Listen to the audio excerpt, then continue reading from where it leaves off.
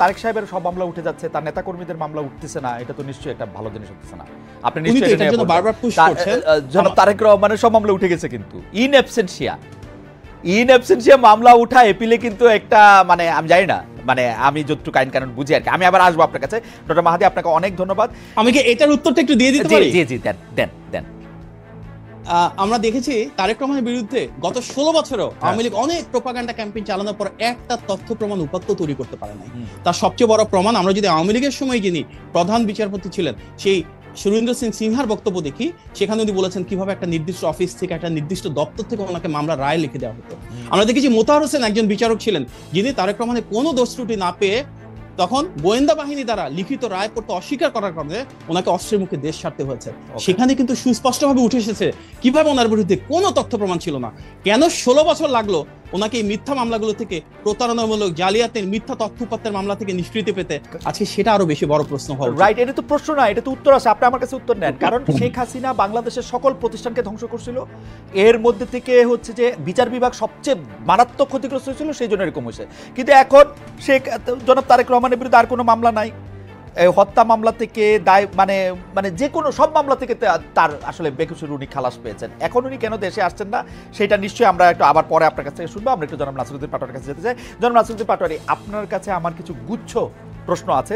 আমি যেহেতু আপনাকে খুবই খুবই খুবই পছন্দ করি, আপনার কথা শুনতে আমার ভালো লাগে। আমার মানে একসাথে আমি 3-4টা প্রশ্ন করতে চাই। আপনি একটু আমাদের বলবেন যে ডক্টর মোহাম্মদ ইউনূস দেশ কেমন পরিচালনা করছেন?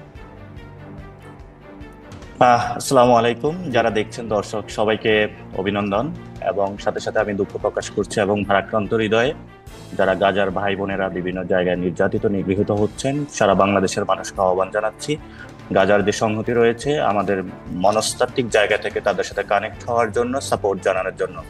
সাথে সাথে যারা আমাদের ইন্ডিয়ান সিটিজেন হিসাবে ওয়াকফ বিলের আন্ডারে বিভিন্ন জায়গায় নির্যাতিত নিগৃহীত হচ্ছে, আমরা তাদের প্রতি সমবেদনা জানিয়ে আমি আজকের প্রশ্নমালার যে অবতারণা হয়েছে তার উত্তরে যাচ্ছি। ইউনূস স্যার চেষ্টা করছেন তার যে ক্যাবিনেট রয়েছে সেখানে অনেকে নিয়ে একসাথে সংঘবদ্ধভাবে দেশকে একটি সুন্দর জায়গায় নিয়ে যাওয়ার চেষ্টা করছেন, এবং সেখানে অনেক জায়গায় ভুল ভ্রান্তি হচ্ছে। এবং আমাদের যখন একটি দেশকে ধ্বংসস্তূপে রেখে যাওয়া হয়েছে, যেখানে কোনো একটি ইনস্টিটিউশন ওয়ার্ক করতেছে না, সেই জায়গাতে ইউনূস স্যার যথেষ্ট প্রজ্ঞার পরিচয় দিয়ে কোনো একটি দেশের আন্ডারে না গিয়ে, কোনো একটি রাষ্ট্রের শক্তিকে ব্যবহার না করে বাংলাদেশের জনমানুষের যে আকাঙ্ক্ষা রয়েছে সেই আকাঙ্ক্ষার ভিত্তিতে এই দেশটি পরিচালিত করছে।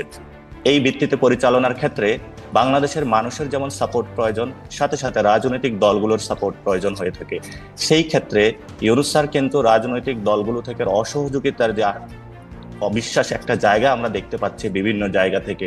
গত ঐক্যমত কমিশনে স্যার বারবার একটি গুরুত্বারোপ করেছেন যে আপনারা একসাথে এসেছেন, আপনারা আমার শক্তি, আপনারা দেখলে আমরা সাহস পাই।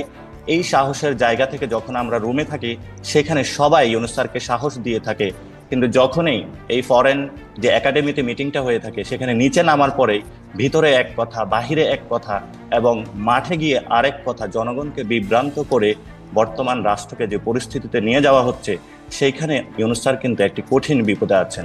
সেই ক্ষেত্রে পাটোয়ারি, আমাদের জন্য এটা আপনি একটু পরিষ্কার করবেন, মানে আপনারা যখন থাকেন তখন ডক্টর ইউনূস আপনাদের সাথে কথাবার্তা, আপনাদের শক্তি বা সবকিছুকে ঠিকই বিবেচনা করেন, কিন্তু আপনারা যখন চলে আসেন তখন কারা বিভ্রান্ত করেন জনগণকে?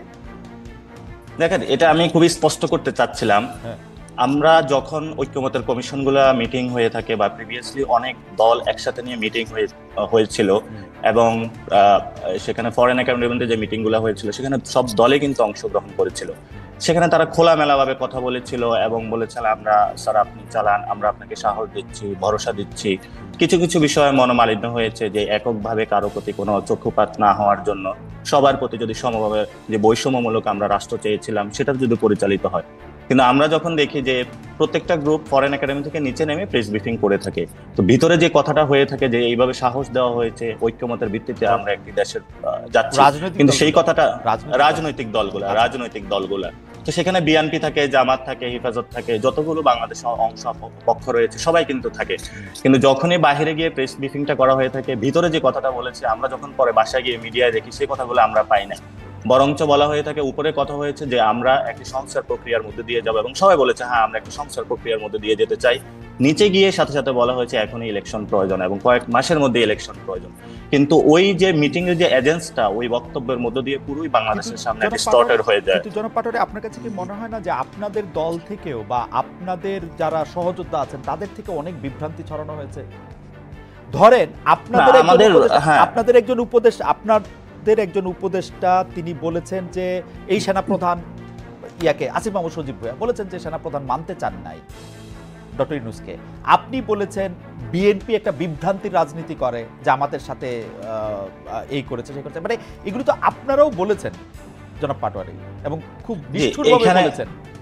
জি, এইখানে আমরা যে বিষয়টি স্পষ্টত করে দিয়েছি, রাষ্ট্রের বর্তমান একটা পরিস্থিতির মধ্যে দিয়ে চলছে। 5 অগস্টের পরে কিন্তু 5 থেকে 8 তারিখের মধ্যে সরকার ছিল না। সরকার যখন গঠন হলো, এই সরকারকে আমরা 4 থেকে 5 মাস অথবা 1 বছর অথবা 2 বছর যে ঐক্যমতের ভিত্তিতে যে সময় দিয়ে থাকি, ওই সময়টা কিন্তু এই ধরনের কথাবার্তা একদম বলা উচিত না।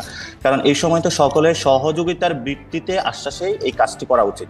যদি কোনো কথাবার্তা থেকে সেখানে মির্জা সাহেব বলেন এবং অন্যান্যরা বলেন, ডিরেক্টলি কিন্তু কমিউনিকেশন আছে, সেখানে গিয়ে বলতে পারে। যদি কোনো সংকট থেকে থাকে সেখানে আলোচনা করতে পারে। এমনিভাবে আসিফের ক্ষেত্রেও সেই একই বিষয়, ওনারা উপদেষ্টা পরিষদে আছে, ক্যাবিনেট মিটিং হয়, যদি কোনো সংকট থেকে থাকে সেখানে বলতে পারে। কিন্তু আমরা সামগ্রিক জায়গা থেকে যখন রাষ্ট্রের গঠন প্রক্রিয়া থেকে দেখি, রাষ্ট্রের যে মিটিং গুলো হয়ে থাকে সেটা রাষ্ট্রের কিন্তু একটা প্রেস উইং রয়েছে, তারাই সেটা পাবলিশ করবে। কিন্তু অন্যান্য ক্ষেত্রে যদি কোনো মিটিং হয়ে থাকে, আপনার সাথে আমার ঘরোয়া আলাপ হয়ে থাকে, সেই ক্ষেত্রে যদি প্রেস উইং এর বাহিরে গিয়ে কেউ যদি কোনো কথা বলে থাকে, আমরা তো বরাবরই বলে আসছি রাষ্ট্র গঠন প্রক্রিয়ার ক্ষেত্রে এই ব্যবস্থাটা থাকা উচিত না। কিন্তু বাংলাদেশে গত 53 বছরে যে ব্যবস্থাগুলো চলমান রয়েছে সেগুলোই আমরা এখন অনেক ক্ষেত্রে প্র্যাকটিস করে যাচ্ছি।